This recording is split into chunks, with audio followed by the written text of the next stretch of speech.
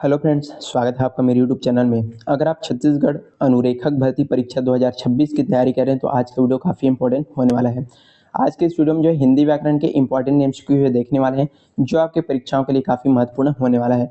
तो चलिए बिना किसी देरी के आज का वीडियो शुरू करते हैं। चैनल पर नए हैं जरूर आपको सब्सक्राइब करना है, ज़्यादा से ज़्यादा शेयर करते जाना है और वीडियो को पूरे अंत तक देखना है। चलिए पहला क्वेश्चन देखते हैं। निम्नलिखित में से कौन सा शब्द जो है स्वर संधि का उदाहरण है? अन्वेषण, जगन्नाथ, उच्छ्वास या फिर वागीश। तो सही आंसर क्या हो जाएगा? ऑप्शन नंबर ए यानी कि अन्वेषण। ये जो है आपका स्वर संधि का उदाहरण है। इसका अन्वेषण यदि हम संधि विच्छेद करें तो क्या होगा? अनु और एसन होता है। उ और ए मिलकर के क्या बना हुआ है यहाँ पर? वह जो है बना हुआ है जो कि यण स्वर संधि के नियम से बना हुआ है। बाकी तीनों जो है व्यंजन संधि के यहाँ पर उदाहरण है। हमको क्या पूछा गया था? स्वर संधि का। तो यहाँ पर अन्वेषण इसका राइट आंसर हो जाएगा। इसी तरीके से पूरे वाक्य के साथ सभी चीजों को समझने वाले हैं। अगला क्वेश्चन देखिए, यथाशक्ति शब्द में कौन सा समास है? तत्पुरुष समास, बहुब्रीहि समास, अव्ययी भाव समास या फिर द्विगु समास। तो इसका सही आंसर क्या हो जाएगा? ऑप्शन नंबर सी यानी कि अव्ययी भाव समास सही आंसर हो जाएगा। जिस समास का पहला पद प्रधान और अवयव होता है उसको क्या बोला जाता है? अव्ययी भाव समास बोला जाता है। यथाशक्ति का विग्रह जब करेंगे तो कैसा होगा? शक्ति के अनुसार होता है, जिसमें यथा एक क्या है? अवयव है। चलिए अगला क्वेश्चन देखते हैं। शुद्ध वर्तनी का यहाँ पर चयन कीजिए। काफी इंपॉर्टेंट ये जो है क्वेश्चन आपके लिए होने वाला है। जो कवियत्री है उसका शुद्ध वाला वर्तनी आपको यहाँ पर चयन करना है। इसका राइट आंसर कौन सा हो जाएगा? मैं सीधा यहाँ पर बता देता हूँ। ऑप्शन नंबर जो बी है इसका सही आंसर हो जाएगा।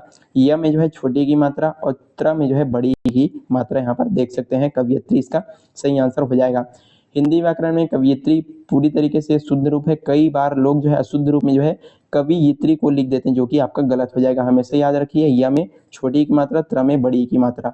चलिए आगे बढ़ते हैं। अगला क्वेश्चन देखिए, आसमान पर चढ़ाना मुहावरे का सही अर्थ क्या है?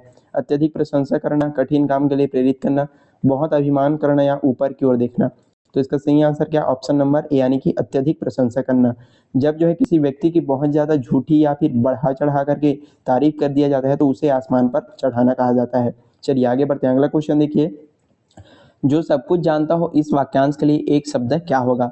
अल्पज्ञ, सर्वज्ञ, बहुज्ञ या फिर अज्ञ। तो इसका सही आंसर क्या हो जाएगा? ऑप्शन नंबर बी यानी कि सर्वज्ञ। जो सब कुछ जानता है उसको सर्वज्ञ यहाँ पर बोला जाता है। कम जानने वाले को हम क्या बोलेंगे? कम जानने वाले को जो है अल्पज्ञ कहा जाता है। और जो कुछ भी नहीं जानता उसको क्या बोलते हैं? अज्ञ बोलते हैं। और जो बहुत कुछ जानता है उसको बहुज्ञ कहा जाता है। सभी को याद रखिएगा। आगे बढ़ते हैं। निम्नलिखित में से सदाचार शब्द का सही विलोम शब्द यहाँ पर क्या होगा? दुराचार, विचार, अन्याय या फिर अपराध। तो सदाचार का विलोम शब्द पूछा जा रहा है तो इसका राइट आंसर हो जाएगा ऑप्शन नंबर ए यानी कि दुराचार। सदाचार मतलब होता है अच्छा आचरण करने वाला, और इसका जस्ट विलोम शब्द उल्टा क्या हो जाएगा? दुराचार यानी कि बुरा आचरण होता है। आगे बढ़ते हैं। अगला क्वेश्चन देखिए, उत्कर्ष शब्द का सही संधि विच्छेद क्या होगा? उद्धन कर्ष, उद्धन कर्ष, उद्धन कर्ष या फिर उच्च धन कर्ष। तो इसका सही आंसर हो जाएगा ऑप्शन नंबर यानी कि उद्धन कर्ष। ये जो है इसका क्या होगा? सही संधि विच्छेद होगा। व्यंजन संधि के नियम से जब जो है त का मेल क के होता है तो यहाँ पर रूप परिवर्तित हो जाता है। चलिए आगे बढ़ते हैं। अगला क्वेश्चन देखिए, दामिनी निम्नलिखित में से किस शब्द का पर्यायवाची है पूछा जा रहा है? वर्षा, बिजली, बादल या फिर हवा। तो इसका सही आंसर क्या हो जाएगा? ऑप्शन नंबर बी यानी कि बिजली का। यहाँ पर देख सकते हैं दामिनी, विद्युत, तड़ित, चंचला, चपला, ये सभी के सभी किसके? बिजली के जो है प्रमुख पर्यायवाची शब्द हैं, याद रखिए।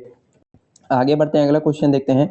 दूध का दूध और पानी का पानी करना लोकोक्ति का सही अर्थ यहाँ पर पूछा जा रहा है। दूध में जो है पानी मिलाना, सही सही न्याय करना, कपटपूर्ण व्यवहार या विवाद को बढ़ावा देना। तो इसका सही आंसर क्या हो जाएगा? सही सही न्याय करना। बिना किसी पक्षपात के बिल्कुल सही सही फैसले करना, इसको दूध का दूध और पानी का पानी करना कहा जाता है। आगे बढ़ते हैं। बुढ़ापा शब्द में कौन सी संज्ञा है पूछा जा रहा है? चलिए बताइए, जातिवाचक संज्ञा, व्यक्तिवाचक संज्ञा, भाववाचक संज्ञा, फिर समूहवाचक संज्ञा। तो बुढ़ापा शब्द में कौन सी संज्ञा हो जाएगी? ऑप्शन नंबर सी भाववाचक संज्ञा इसका सही आंसर हो जाएगा।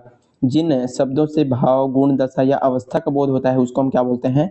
भाववाचक संज्ञा कहते हैं। बुढ़ापा क्या है? तो बुढ़ापा जो है जीवन की एक अवस्था है, दशा है, उसको दर्शाता है। तो इसका सही आंसर क्या हो जाएगा? भाववाचक संज्ञा हो जाएगा। अगला क्वेश्चन देखते हैं। लड़का पेड़ से गिरा, इस वाक्य में कौन सा कारक प्रयुक्त किया गया है? करण कारक, संप्रदान कारक, अपादान कारक या फिर कर्म कारक। तो इसका सही आंसर क्या हो जाएगा? ऑप्शन नंबर सी यानी कि अपादान कारक। जब भी जो है किसी वस्तु या व्यक्ति, किसी घटना, स्थान या चीज से अलग होने का भाव पैदा होता है तो वहां पर कौन सा कारक होता है? अपादान कारक होता है। इसका विभक्ति चिन्ह क्या होता है? से अलग होना होता है।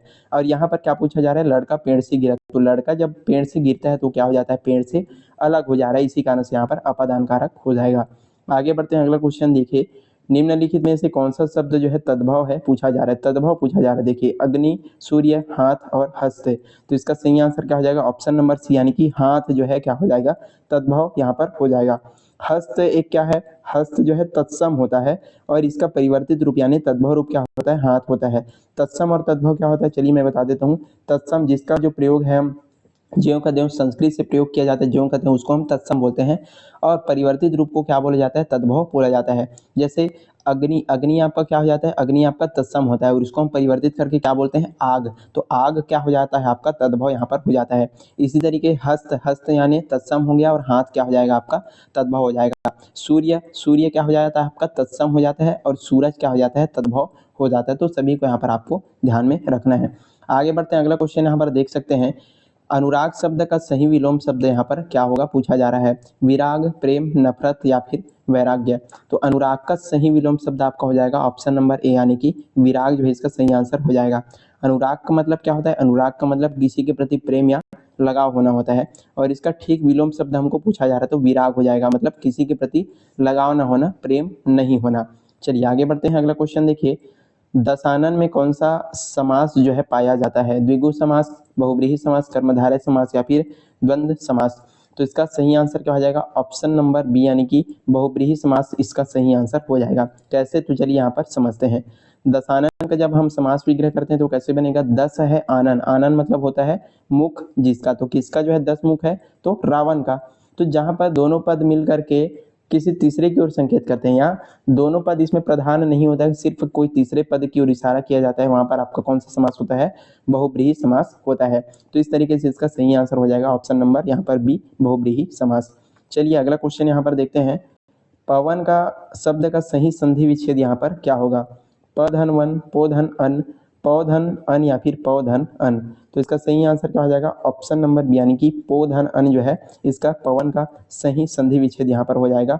किसके? अयादी स्वर संधि के नियम के अनुसार पोधन अन मिलकर के पवन बनता है और यदि पौधन अन मिलता तो क्या बनता है? आपका पावन जो है बनता है। तो दोनों को यहाँ पर ध्यान में रखना है। राइट आंसर क्या हो जाएगा? ऑप्शन नंबर बी, पोधन अन हो जाएगा। जहाँ ओ का मेल अ से होने के बाद क्या हो जाता है? ये जो है अ में परिवर्तित हो जाता है। तो इसका सही आंसर ऑप्शन नंबर बी हो जाएगा। यहीं पर आज का हमारा जो वीडियो है समाप्त होता है। हमने काफ़ी इंपॉर्टेंट एमसीक्यूज आपके परीक्षाओं के लिए बता दिए। आई होप आपको सारी चीज़ें अच्छे से समझ में आ गई होगी। वीडियो पसंद आए तो लाइक करना है, ज़्यादा से ज़्यादा आपको शेयर करना है और चैनल पर नए हैं तो जरूर आपको सब्सक्राइब कर लेना है। इसी तरह के अन्य जो वीडियोस हैं हमारे चैनल पर उपलब्ध हैं, जा करके आप जो है देख सकते हैं और अपनी तैयारी को मजबूत कर सकते हैं। चलिए तब तक के लिए पढ़ते रहिएगा। Thank you so much.